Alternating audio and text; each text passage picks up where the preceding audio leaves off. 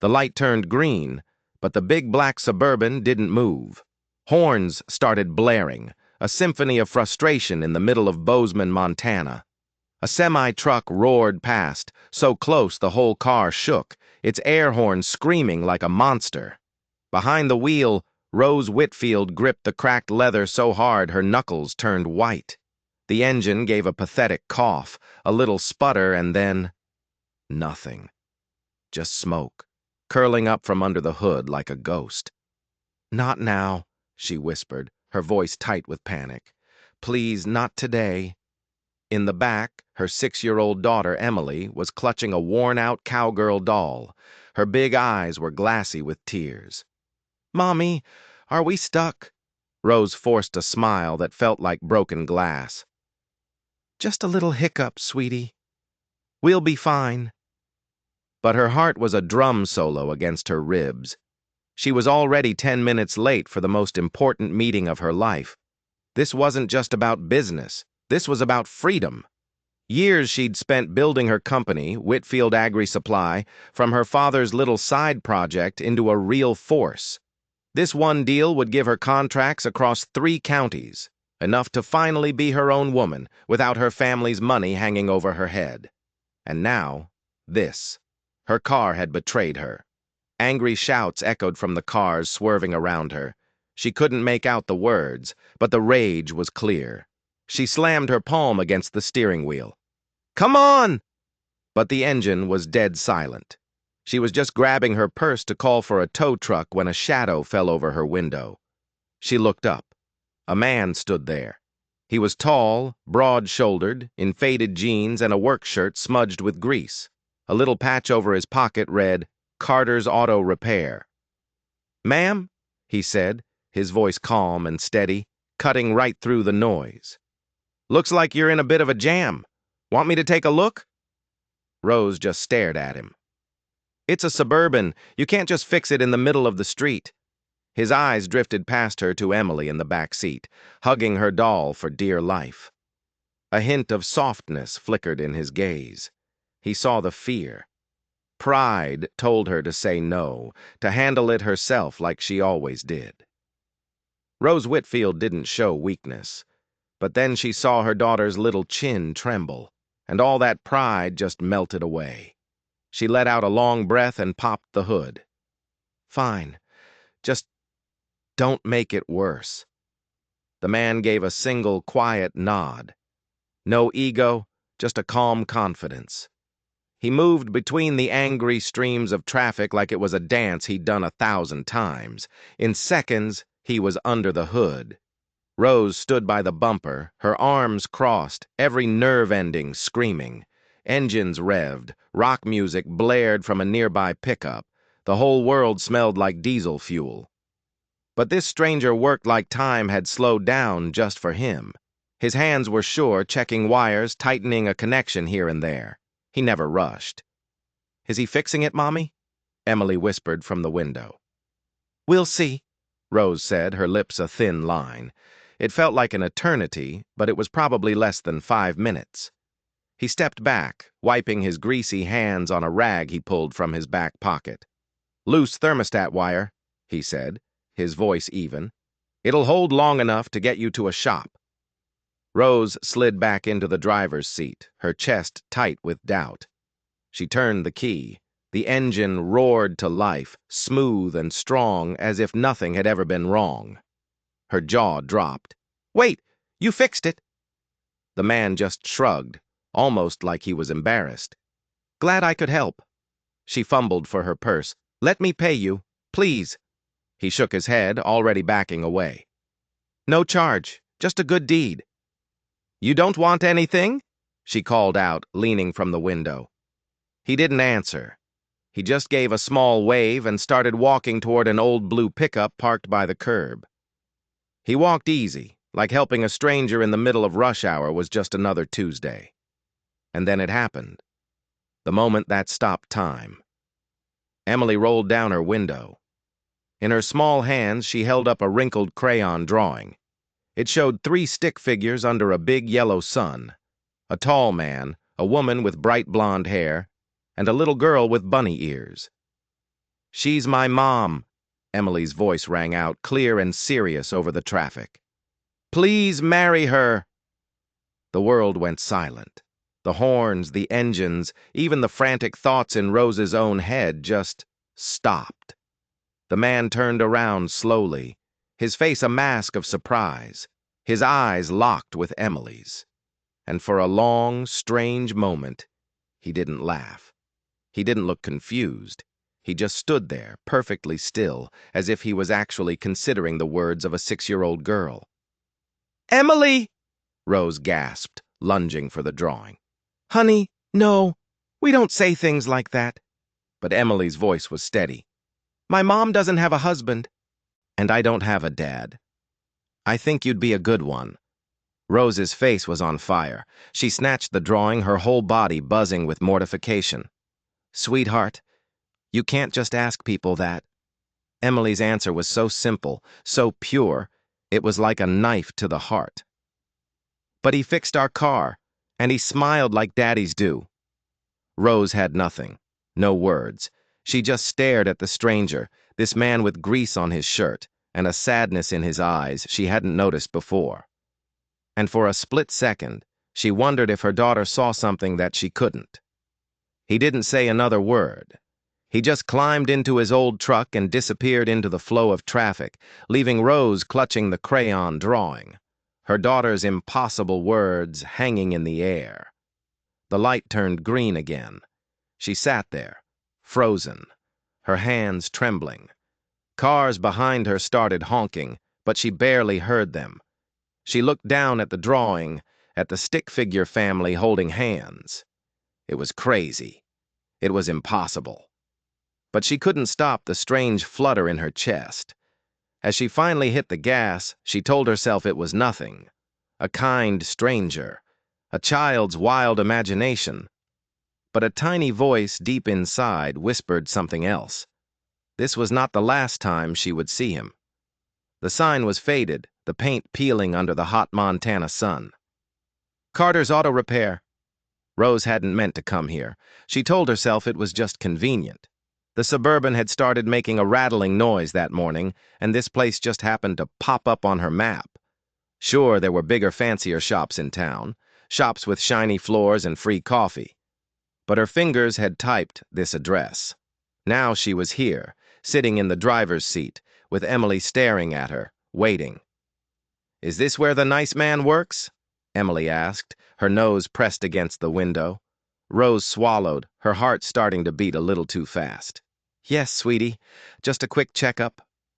She tried to sound casual, but her stomach was doing backflips. The big garage door was rolled up, and the inside was surprisingly clean. Tools hung on the walls in perfect, neat rows. A George Strait song was playing softly on a radio. It smelled like motor oil and coffee, a strangely comforting combination. There he was, Sam Carter. He was bent over the engine of a Ford pickup, his back to her, sleeves rolled up past his elbows. He wiped his hands on a rag and looked up as she stepped out of her car. For a split second, surprise crossed his face. Then a small, quiet smile. Oh, he said, it's you. Rose felt like a fool, and she didn't even know why. She clutched the strap of her purse. Yes, my car's making a noise. I thought I'd stop by. He nodded, already walking toward her Suburban. What kind of noise? A rattle, under the hood. It's probably nothing, she said, way too quickly. But since you worked your magic last time... He let out a soft chuckle and told her to pop the hood. She did, and then just stood there next to him as he leaned in to look. He moved with that same quiet focus she remembered. No wasted motion, no showing off. While he worked, she glanced around the garage. That's when she saw her. A little girl, peeking out from behind a big red tool cabinet. She had a mess of curly brown hair and a smudge of crayon on her cheek. Emily saw her too. Hi, she said softly. The other girl blinked, then stepped out. Hi, I'm Maggie. Rose hesitated, but Emily was already looking to her for permission. Rose nodded. Emily beamed. Want to draw with me? Maggie's eyes lit up. Yeah.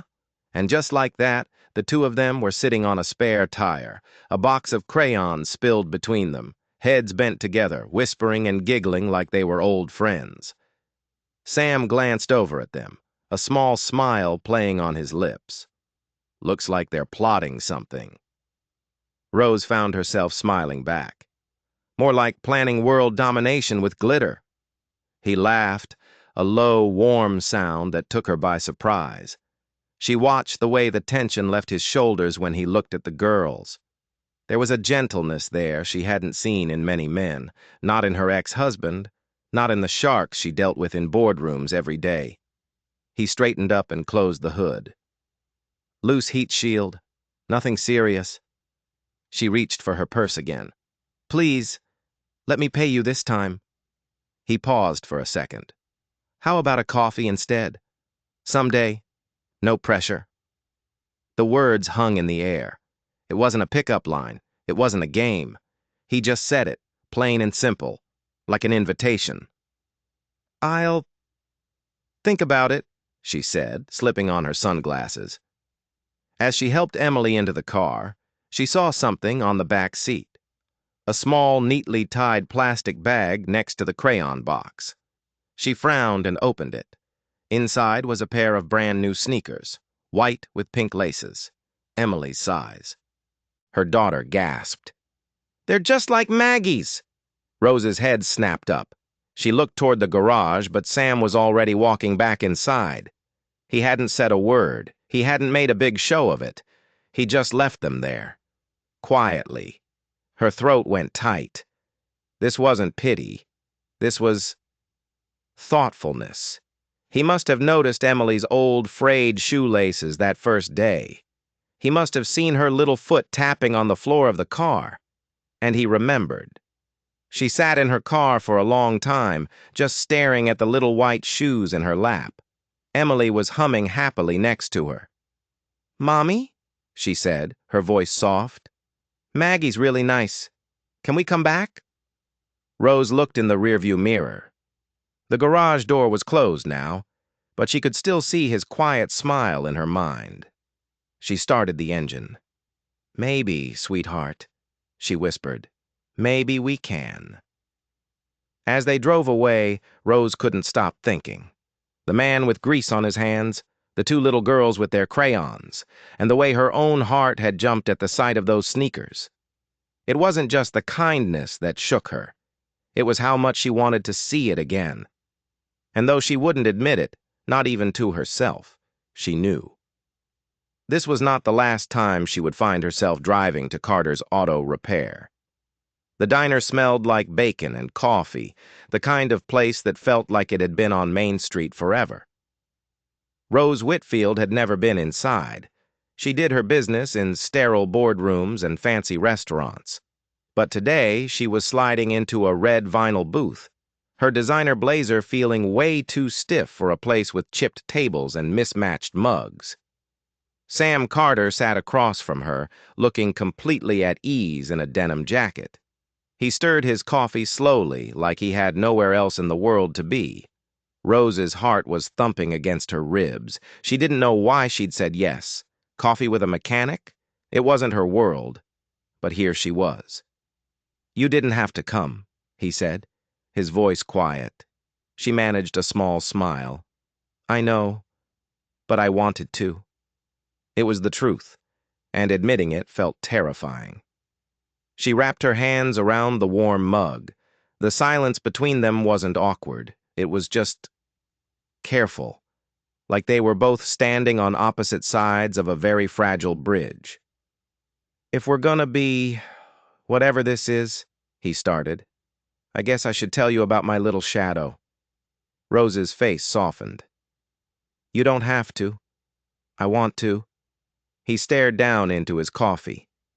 Her name was Rachel. We were high school sweethearts. Got married too young, thinking love could fix anything. A sad little smile touched his lips. She got pregnant. We were scared, but excited. Then, when Maggie was born, his voice cracked. He took a breath. There were complications. One minute I was holding her hand, and the next, they were telling me she was gone. I buried my wife 2 days after I held my daughter for the very first time. The chatter of the diner faded away. Rose's chest ached. There was no drama in his voice, just the heavy, quiet truth of a grief he'd carried for years. I tried to keep my engineering job, he went on, but I couldn't leave Maggie.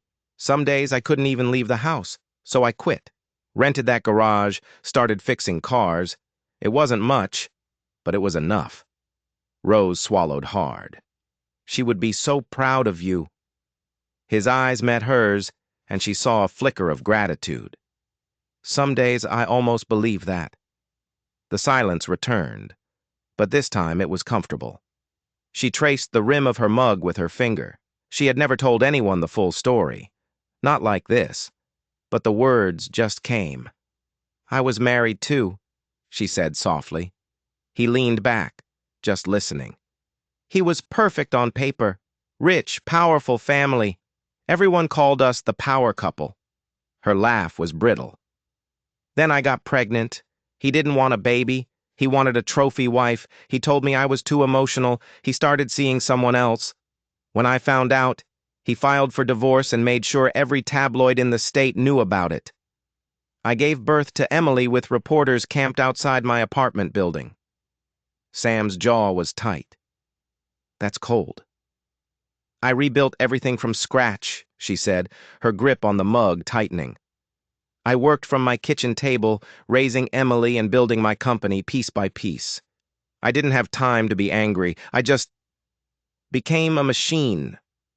He shook his head slowly. You don't seem like a machine to me. She blinked, caught off guard. You don't know me. He leaned in a little, his voice low. You're raising a little girl who hands out crayon drawings of her family to strangers. That doesn't happen by accident. Her breath hitched.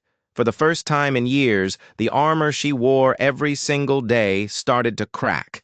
She felt something in her chest just release. She blinked away a tear before it could fall.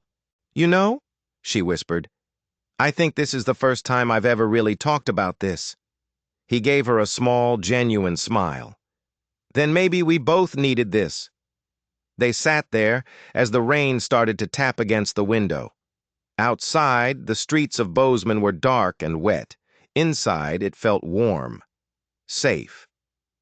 Emily's been drawing you a lot lately, she said, looking out the window. He chuckled. Maggie's been asking when she can have a sleepover with the girl who eats carrots. Rose laughed. A real, honest laugh that surprised them both. It felt strange and wonderful, like finding something you thought you'd lost forever. As they were leaving, he walked her to her car. The rain had stopped. The air smelled clean, like wet earth and pine trees. Thanks for coming, he said, his hands shoved in his pockets. She hesitated by her car door. Thank you for listening. He just nodded, his eyes holding hers.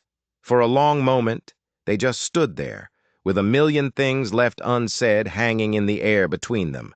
Then, from the back seat, Emily's voice piped up. Mommy, can Maggie come play tomorrow? Rose felt her cheeks flush, but Sam just smiled. We'll see. She drove away slowly, watching him in the rearview mirror until the diner's red neon sign swallowed him up. Her hands were tight on the steering wheel, her heart pounding. She had no idea where this was going. But one thing was terrifyingly clear. She wasn't standing on that fragile bridge alone anymore. The second-grade classroom smelled like chalk dust and Elmer's glue. Emily sat at her little desk, trying to make herself invisible. On the blackboard, her teacher had written in big, cheerful letters, Father's Day breakfast, Friday, 9 a.m. The words burned into her eyes. A boy with a buzz cut leaned over. Hey, Emily, who are you bringing? You don't even have a dad. Another kid giggled. Maybe she'll bring her doll. The laughter spread like a virus. Emily pressed her lips together so hard they hurt. She wanted to crawl under her desk and disappear. That afternoon, the car ride home was silent. Usually, Emily was a chatterbox. Today, she just stared out the window, her little hands strangling her cowgirl doll. "Rough day, sweetie?" Rose asked. No answer. The truth finally came out that night in a flood of tears and hiccuping sobs. "They said I'm not normal," she whispered into her pillow. "Everyone else has a dad for the breakfast. Everyone but me." Rose's heart shattered into a million pieces. She was a CEO. She could command a boardroom full of powerful men. But she couldn't fix this. All she could do was hold her crying daughter and feel the truth of her words like a physical blow. The next morning, Emily refused to get dressed for school. "I'm not going," she said, her little chin stuck out. "I don't want them to laugh at me again." Rose stood in the kitchen, feeling utterly helpless. That afternoon, Sam Carter stopped by. He'd borrowed a wrench and was bringing it back. He saw the exhaustion on Rose's face immediately. "What's wrong?" he asked. She told him everything. The breakfast, the teasing, Emily's tears. The words just poured out of her. He listened, his jaw tight, his eyes dark with an anger she couldn't quite place. When she was done, he just said, "No kid should ever feel like that." Then he nodded, excused himself, and left. Rose thought that was the end of it, but it wasn't. That night, long after the town was asleep, Sam walked to the elementary school. In his hand, he had a folded piece of paper and a box of crayons he'd borrowed from Maggie. Under the single, flickering light by the school's front door, he carefully taped the paper to the wall. It was a drawing. A little girl with blonde hair holding hands with a tall man. Above them, a big yellow sun. And underneath, in big, bold letters, he had written, "Emily is the bravest girl I know, from her proud second dad." The next morning, the kids were all buzzing around the drawing when Rose and Emily arrived. A girl from Emily's class ran up to them. "Emily, did your dad draw that?" Emily froze, her cheeks turning red. He's not my real dad," she mumbled. Another kid grinned. "That's so cool. My stepdad never does stuff like that." Slowly, Emily looked up. The smirks were gone. The teasing was gone. All she saw were smiles, admiration. For the first time, she wasn't the weird one. She was the special one. That afternoon, she exploded into the car, her face lit up like the 4th of July. "Mommy, they saw Sam's sign. Everybody loved it. No one laughed at me." Rose gripped the steering wheel, her throat tight. She didn't know whether to laugh or cry. That evening, she drove to the garage. Sam was under the hood of an old truck, grease up to his elbows. He looked up, and their eyes met across the dimly lit shop. "You didn't have to do that," she said, her voice barely a whisper. "I know," he said simply, wiping his hands on a rag. "But you did it anyway." He finally looked right at her, his expression unreadable. "I just wanted her to know she's not alone." Rose felt like she couldn't breathe. "She smiled today," she whispered.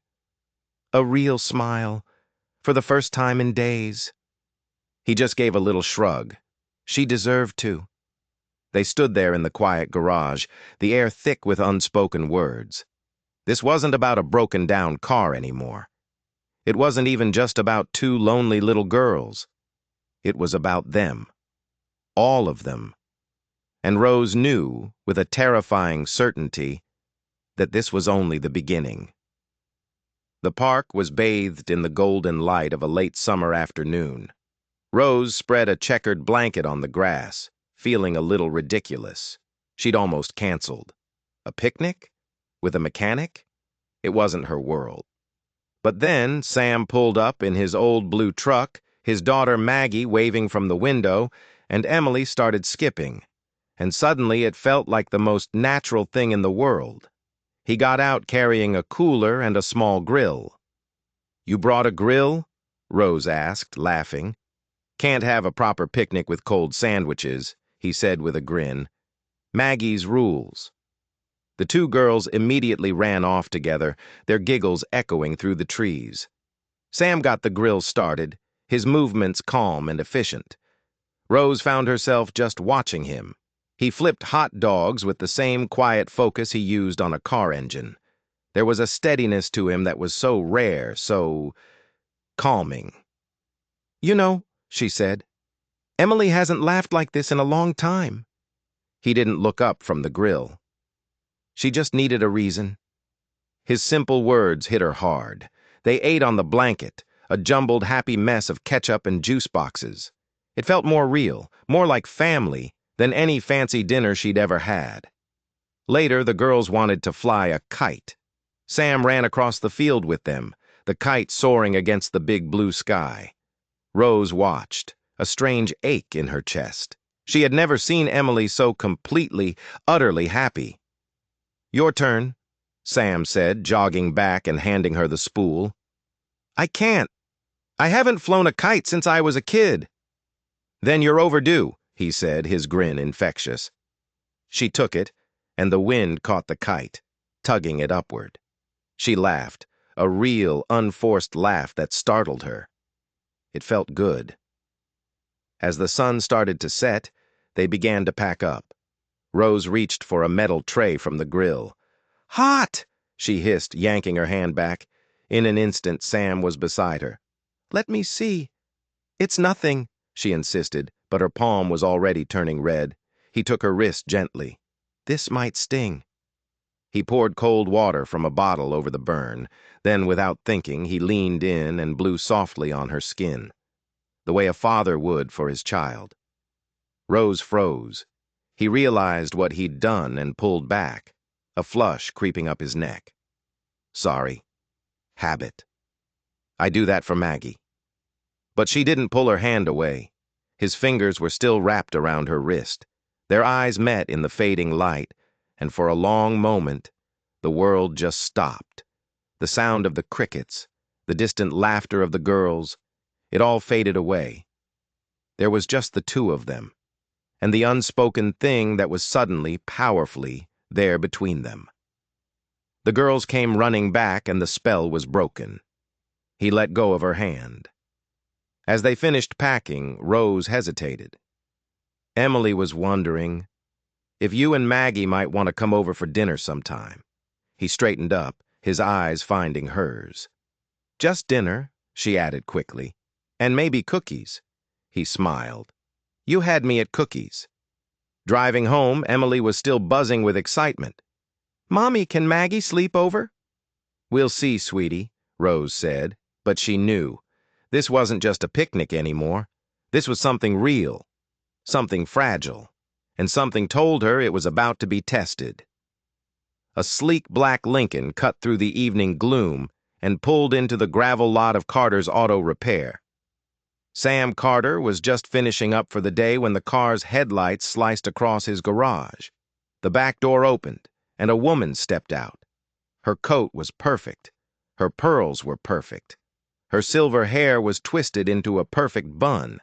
She looked at his humble garage like it was something she'd scraped off her expensive shoe. "Mr. Carter?" she asked, her voice sharp and cold. "That's me," he said, wary. "I am Margaret Whitfield, Rose's mother." Sam's stomach dropped.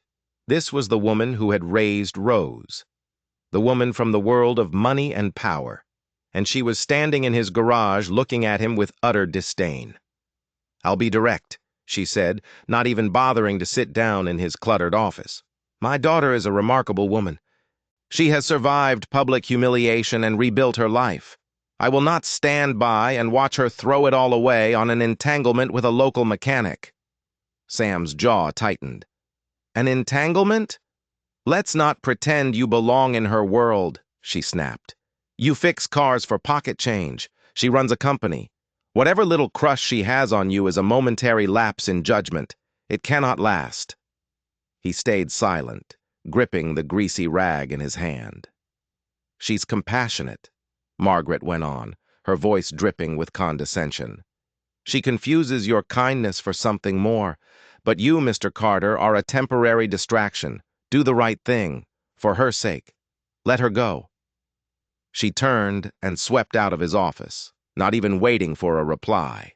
The Lincoln's door slammed shut and the car disappeared into the night.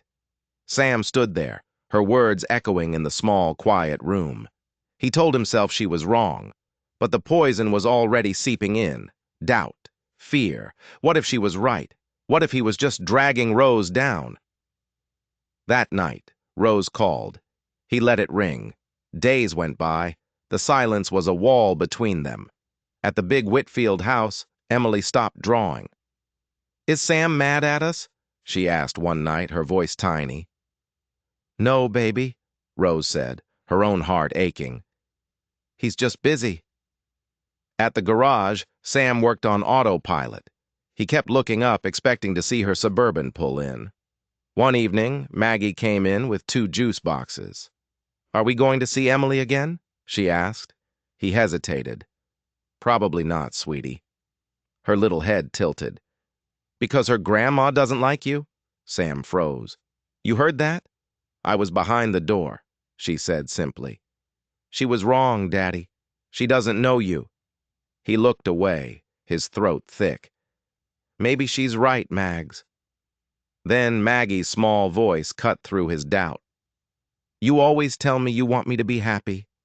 Well, when we were with them, you were happy. We were like a team. Don't let some mean lady tell us what our family is supposed to look like." He pulled her into a hug, his whole body shaking. Tears streamed down his face, not tears of sadness, tears of clarity. His daughter was right.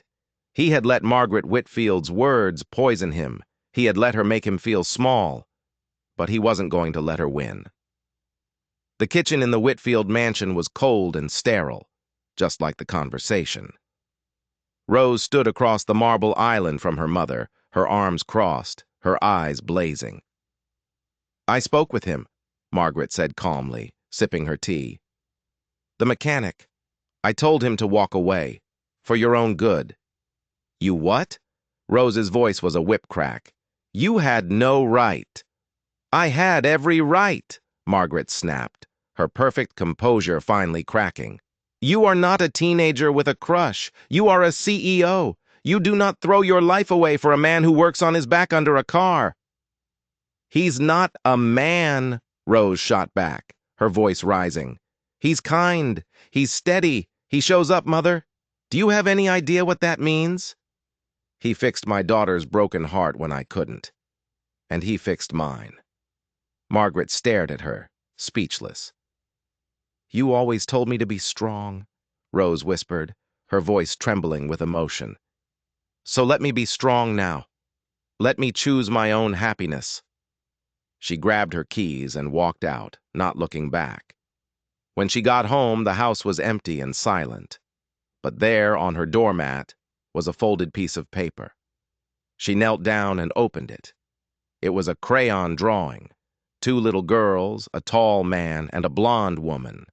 And in the corner, in 2 different childish scrawls, it said, "We already have a family, Emily and Maggie." The tears came then, hot and fast.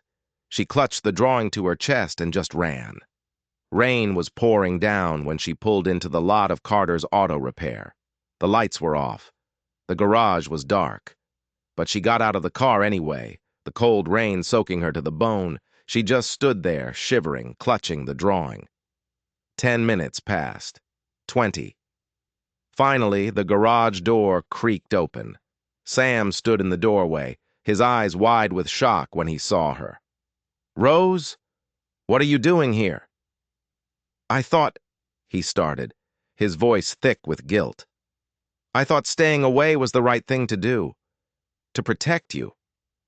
She held up her hand, stopping him. She held up the drawing. "You were the only part of my life that wasn't broken," she whispered. He stepped out into the rain, his chest heaving. "I let her get in my head. I thought I wasn't enough for you." "You were enough the second Emily smiled again," she said, her voice shaking. "You're enough now. I choose you, Sam." He closed the distance between them and pulled her into his arms. The rain washed over them, but they didn't care. The drawing was pressed between their chests, the crayon colors bleeding together. They weren't 2 broken people trying to fix each other. They were 2 whole people, finally choosing to be together. This wasn't the end of their story. This was the beginning. The garden behind the auto repair shop was transformed. Twinkle lights were strung between the fence posts, and wildflowers overflowed from old mason jars. Sam stood under a simple archway, looking more nervous than Rose had ever seen him. Maggie stood beside him in a white dress and her favorite pink sneakers. The soft sound of a guitar started to play. Emily appeared first, scattering flower petals from a basket, a crown of daisies in her hair. Then came Rose. She wasn't the polished CEO today. She was just a woman, walking toward the man she loved, her smile radiant and real. As she reached the front, Emily and Maggie looked at each other and then shouted in unison, their voices filled with pure joy, "She's my mom, and now you're my dad." Laughter rippled through the small crowd. Rose took Sam's hand. His voice shook slightly as he made his vows. "I won't try to fix you, Rose, but I'll be there. I'll show up, I'll listen, and I'll love you, even when it's hard." Her eyes filled with tears. "You see me," she whispered. "Not the headlines, not the company, just me, and you love me anyway. That's all I've ever wanted." When they kissed, the loudest cheers came from the two little girls in flower crowns. Later, as the sun set, Sam led her behind the garage. A white sheet covered something large. He pulled it away. It was a vintage Volkswagen Beetle, restored to a gleaming cream color, with tiny daisies hand-painted along the sides. Rose gasped, but it was the words engraved on the chrome bumper that stole her breath. "Every broken thing can be whole again, including us." She turned and kissed him, a kiss that said everything she couldn't put into words. That night, the four of them sat on the grass, watching Emily and Maggie chase fireflies with sparklers. Rose leaned her head on Sam's shoulder. "You fixed more than my car that day," she whispered. He wrapped his arm around her. "We fixed each other." They had built a family not on money or status, but on kindness, on crayon drawings, and on the simple, powerful act of showing up. It wasn't a fairy tale. It was something better. It was real. If you enjoyed this story, don't forget to like and subscribe for more.